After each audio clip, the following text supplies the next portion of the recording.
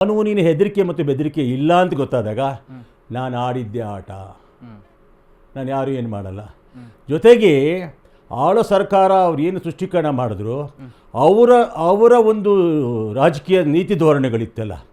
ಈ ಉದಾಹರಣೆಗೆ ಒಂದು 30 ಜನ ಮೊನ್ನೆ ಬಿಡುಗಡೆ ಮಾಡಿದ್ರು.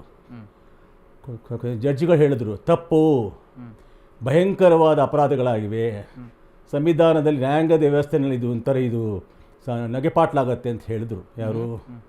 ನ್ಯಾಯ ಇಲಾಖೆ. ಆದರೂ ಕೂಡ ಅಧಿವೇಶನದಲ್ಲಿ ಅದನ್ನು ಪಾಸ್ ಮಾಡಿ ಇಷ್ಟು ಜನಕ್ಕೆ ತಗೋತಿದ್ವಿ. ಅವ್ರ ಕತೆ ಕಟ್ಟೋದೇನೊಳಗೆ ರೈತ ಪರ ಹೋರಾಟಗಾರರು, ಕನ್ನಡ ಪರ ಹೋರಾಟಗಾರರು ಮಾತ್ರ ತೊಗೊಳ್ತೀವಿ ಅಂತ. ಹಾಗಾದ್ರೆ ಇನ್ನೊಂದು ಅಧಿವೇಶನದಲ್ಲಿ ಪಾಸ್ ಆಯಿತು. ಯಾವುದು? DGLD KGನಲ್ಲಿ ಹಳ್ಳಿಯಲ್ಲಿ ಈಗ ಏನು ಗಲಾಟೆ ಆಗ್ತಿದೆ ಅಲ್ಲಿ, DGLD KG ಗಲಾಟೆ ಆಗ್ತಿದೆ ಅಂತ ಇಟ್ಕೊಳ್ಳಿ. ಆ ಗಲಾಟೆ ಮದ್ದೂರು ಏನಾಗ್ತಿದೆ ಅದ್ರದ್ದು 100 ಪಟ್ಟು ಗಲಾಟೆ ಆಯಿತು ಇಲ್ಲಿ DGLD KGಯಲ್ಲಿ ಶಿವಮೊಗ್ಗದಲ್ಲಿ. ಸರ್, ನಮ್ಮ ರಕ್ಷಣೆ ಮಾಡತಕ್ಕಂಥ ರಕ್ಷಕರಿಗೇನೆ ಬಟ್ಟೆ ಹಿಡಿದು ಹೊಡೆದ್ರು ಸರ್. ಬಟ್ಟೆ ಹಿಡಿದು ಲಿಟ್ರಲಿ ಓಡೋದ್ರು. ಅವರು ರಕ್ಷಣೆ ಮಾಡೋರು ಗಾಡಿಗೆ ಸುಟ್ಟಾಕಿದ್ರು, ಸ್ಟೇಷನ್ ಸುಟ್ಟಾಕಿದ್ರು. ಹಾಗಾದ್ರೆ ಅವ್ರ ಕೇಸ್ಗಳಲ್ಲಿ ವಾಪಸ್ ತೊಗೊಂಡಾಗ ಲಾ ಆ್ಯಂಡ್ ಆರ್ಡ್ರ್ ಎಲ್ಲಿದೆ? ಏನು